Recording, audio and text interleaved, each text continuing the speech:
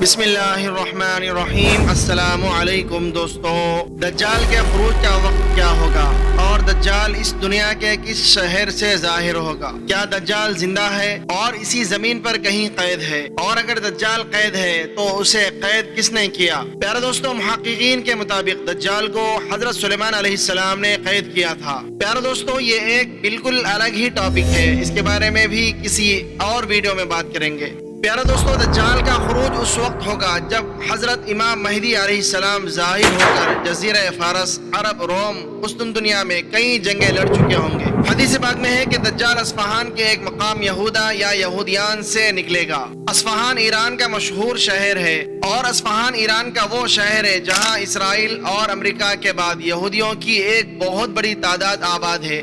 اور دوستو، اب سوال یہ پیدا ہوتا ہے کہ یہودی اتنی بڑی تعداد میں آخر ایران کے شہر اصفہان میں کہاں سے آئے ہیں؟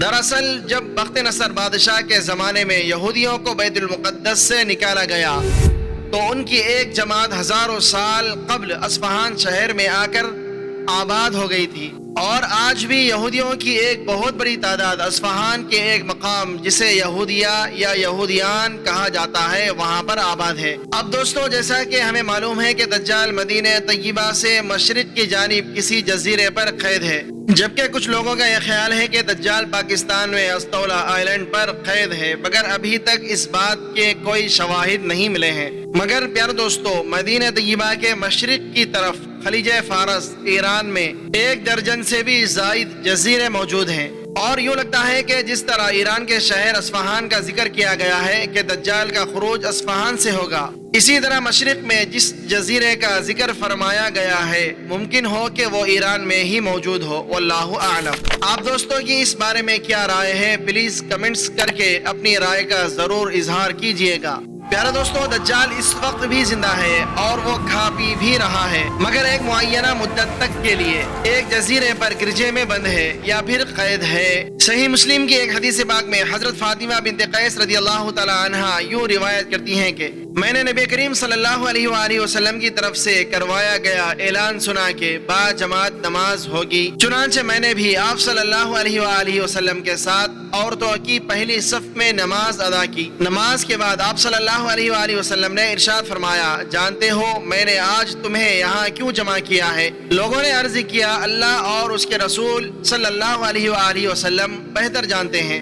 آپ صلی اللہ علیہ وآلہ وسلم نے فرمایا کہ میں نے تمہیں یہ بتانے کے لیے اکٹھا کیا ہے کہ تمیم داری عیسائی تھا، وہ آیا اور اس نے بیعت کی اور اسلام میں داخل ہو گیا۔ اس نے مجھے ایسا قصہ سنایا جو اس قصے جیسا لگتا ہے، یعنی مماثلت رکھتا ہے جو میں تمہیں دجال کے بارے میں سناتا ہوں۔ اس نے بتایا کہ وہ 30 افراد کے ہمراہ ایک سمندری کشتی پر سوار ہوا، موجیں مہینے بھر ان سے چھیڑ چھاڑ کرتی رہی، یہاں تک کہ وہ ایک سمندری جزیرے پر لنگر انداز ہوئے۔ اس وقت سورج ڈوب چکا تھا۔ وہ ایک چھوٹی کشتی میں بیٹھ کر جزیرے میں داخل ہوئے تو ان کو ایک جانور ملا جس کے جسم پر بے شمار بال تھے۔ بالوں کی کثرت کی وجہ سے انہیں اس کے آگے پیچھے کا کوئی پتہ نہ چل رہا تھا۔ انہوں نے کہا، تو برباد ہو، تو کیا چیز ہے؟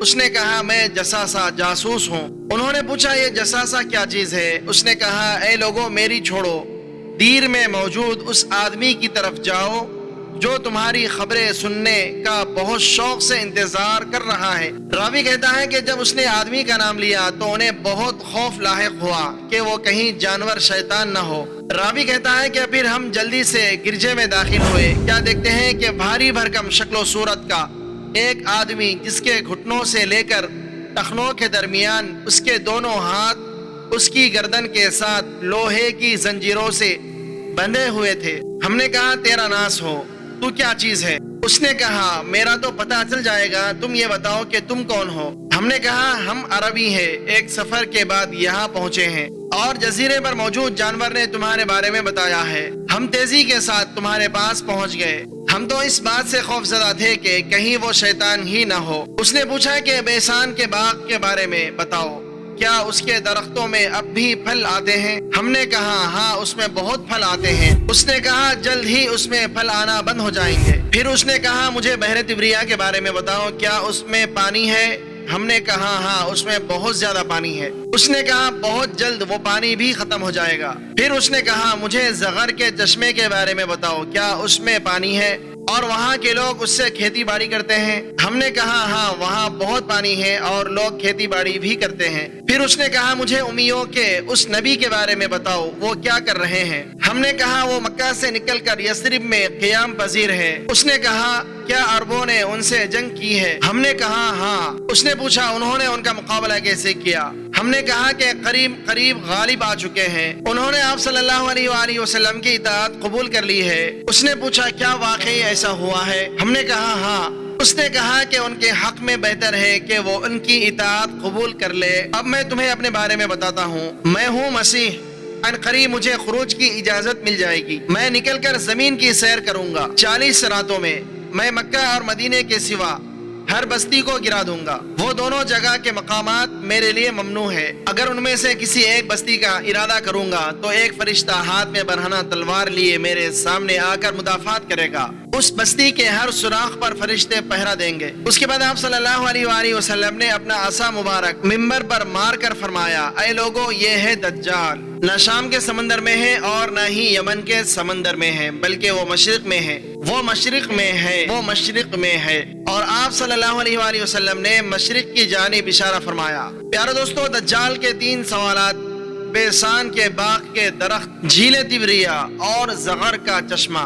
آپ کو جان کر بے حد حیرانی ہوگی کہ یہ تینوں مقامات اسرائیل میں واقع ہیں اور حال ہی میں لبنان اور یمن کے ساتھ جھڑپوں میں یوں لگ رہا ہے کہ وہاں ایسی جنگ ہوگی جس سے یہ تمام چیزیں ختم ہو جائیں گی، یعنی بیسان کے باغ بھی ختم ہو جائیں گے، جھیل تبریہ بھی ختم ہو جائے گی اور زغر کا چشمہ بھی اجڑ جائے گا۔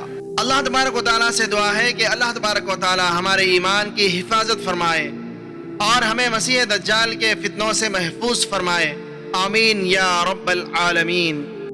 ویڈیو کے آخر میں ایک بار درود شریف پڑھنا مت بھولیے گا۔ امید ہے کہ آج کی یہ ویڈیو آپ کو کافی معلوماتی لگی ہوگی اور اس سے بہت کچھ جاننے کو ملا ہوگا۔ اگر آپ کو یہ ویڈیو پسند آیا ہے تو اس ویڈیو کو آپ ایک لائک کریں، اپنے دوستوں میں ثواب کی نیت کے ساتھ ضرور شیئر کریں۔ اللہ تبارک و تعالیٰ سے دعا ہے کہ اللہ تبارک و تعالیٰ ہمیں نیک اعمال کرنے کی توفیق عطا فرمائے اور اللہ تبارک و تعالیٰ ہمیں ایمان کے ساتھ اس دنیا سے اٹھائے اور جنت کے اندر اپنے پیارے حبیب حضرت محمد مصطفیٰ صلی اللہ تعالیٰ علیہ وآلہ وسلم کا پڑوس نصیب فرمائے، آمین یا رب العالمین۔ ہم ملتے ہیں پھر ایک نئی ویڈیو کے ساتھ میں، تب تک کے لیے السلام علیکم۔